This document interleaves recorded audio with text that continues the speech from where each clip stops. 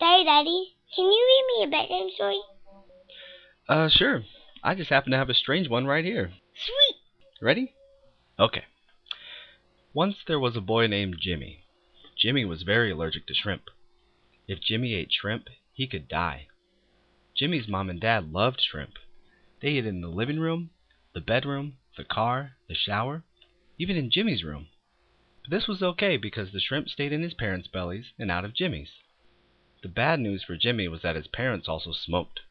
They smoked in the living room, the bedroom, the car, the shower, well, maybe not the shower, but even in Jimmy's room. This was pretty bad for Jimmy because the smoke stayed in his parents' lungs, but it also got into Jimmy's lungs. You see, secondhand shrimp may not have been a problem, but secondhand smoke is a big problem. What's secondhand smoke? That's the smoke that comes off the end of a cigarette when somebody burns it. It's horribly unhealthy to be around it. It has about 4,000 different chemicals in it, like ammonia, formaldehyde, benzene, and hydrogen cyanide, which is used as a rat killer. Ew. And 43 of those 4,000 foreign chemicals are known to cause cancer in people and animals. And some of those chemicals are even mutagenic, and they can actually damage the genetic material inside your cells. Whoa. So secondhand smoke is pretty bad. There are actually two kinds of secondhand smoke. First, you've got mainstream smoke. Mainstream smoke is the stuff that somebody sucks in from a cigarette and blows into your face. Side stream smoke is the smoke that comes off the lighted end of a cigarette. While about 85% of environmental tobacco smoke is mainstream, scientists have found that other 15% that makes up the side stream smoke actually contains more of the carcinogens. So when somebody tries to blow their smoke away from you, they're really not even doing you half a favor. The stuff that comes off the end of the cigarette is way worse. And the particles found in side stream smoke are way smaller, so it's even easier for that nasty stuff to get into your lungs. Ew. So, why are those particles such a big problem for Jimmy? Well, we know that kids inhale more air and breathe faster than grown-ups do. So if they live in a house where people are smoking, you have to assume that they're taking in even more of these chemicals from secondhand smoke than the adults are. Kids' bodies and brains are still growing and developing too. And it's really hard to grow big and strong when you're breathing in all of these dangerous chemicals and not breathing in as much oxygen as you would be otherwise. Also, those particles are just flat out dangerous. Did you know that secondhand smoke sends about 3,000 people to Jesus every year, and that's just here in the United States? It's true. In fact, altogether, smoking ends the lives of about 443,000 people in our country every year, and they suffer from all sorts of chronic conditions. Smokers, of course, get cancers all over, mostly in the lungs. And the Surgeon General estimates that living with a smoker increases the non-smoker's chances of developing lung cancer by about 20 to 30%. And cancer's not all Jimmy has to worry about. He could get strokes, ischemic heart disease, and chronic obstructive pulmonary disease, and we all know what that is. COPD. That's right. Part of the risk comes from something called third-hand smoke, too, which is made up of the residual particles from secondhand smoke. These particles can settle into the dust and surfaces in the home, and they can last for months. Sometimes those third-hand particles can turn into other compounds that cause cancer, things that weren't even in the original tobacco smoke. Whoa. And did you know that secondhand smoke makes it a lot easier for kids to get sick with other things, too? The Surgeon General reported that it can lead to middle ear infections, SIDS, and asthma in kids, among other things. The California Environmental Protection Agency recently estimated that 430 infants die from sudden infant death syndrome in the U.S. every year as a result of secondhand smoke exposure. The same agency also estimated that secondhand smoke exposure is responsible for 202,300 asthma episodes and 790,000 doctor's appointments for U.S. children with ear infections every year. The federal EPA says that for babies 18 months and younger, somewhere between 150,000 and 300,000 cases of lower respiratory infections, like bronchitis or pneumonia, are caused by environmental tobacco smoke. Of those cases, between 7,500 and 15,000 of them wind up with the baby in the hospital. Oh, and hey, there's another danger to smoking in your home, by the way. The U.S. Fire Administration recently reported that about 1,000 people die each year from fires in their own homes that are started by cigarettes and other smoking materials.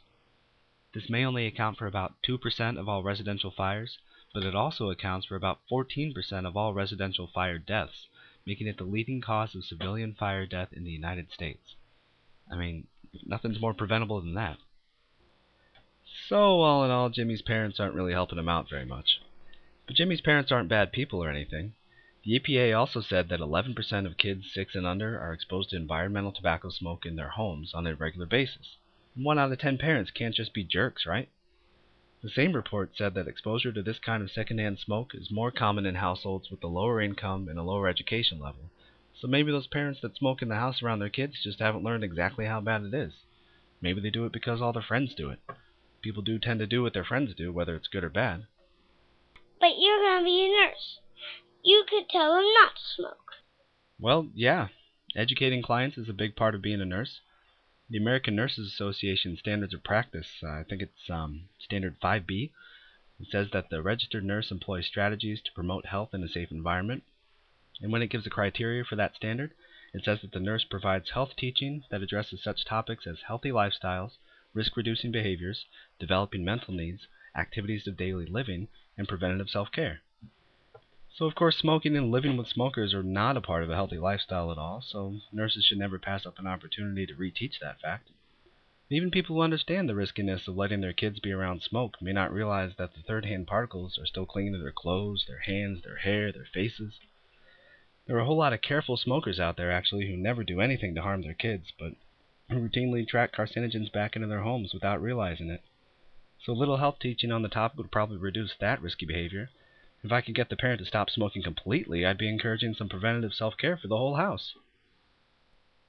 Oh, and speaking of developing mental needs, did you know that about 86% of kids whose parents smoke report being scared that their parents might die from it? That's pretty stressful stuff for a kid to carry around, and that fear can only get worse as kids hear more and more about the dangers of smoking. And just last year, actually, an article was released in the Journal of the American Medical Association that showed a positive correlation between exposure to secondhand smoke and developing mental disorders like anxiety and depression. The data is not conclusive or anything, but a relationship seems to exist there. And since there's no positive reason to smoke, I think you're right. I think I should tell everybody to stop smoking, especially once I become a nurse. And it's possible that we may all just need to be forced not to smoke, at least in any place where kids might be. Now, wait, hold on. Don't even give me that look. I know how you feel about the federal government infringing on the personal rights of its citizens, especially in their own homes. I know how you feel about parents having the right to raise their kids as they see fit, but just, please, hear me out on this, okay? 8 states have already banned smoking in cars when you've got kids in them in certain counties. So, I'm serious. Really. Arkansas, California, Indiana, Louisiana, Maine, New Jersey, New York, Hawaii. They all have bans on smoking in cars with kids in them in certain parts of their states. In Arkansas, California, Louisiana, Maine, they all have statewide bans on smoking in cars with kids. So is it so outrageous, really, that we'd make it illegal to smoke in a house where a kid lives? I don't think so, do you? Okay, but what happened to Jimmy? What do you think happened to Jimmy? I think you told his mom and dad to stop smoking around him so that he could grow big and strong. The end? The end. That was a good bedtime story.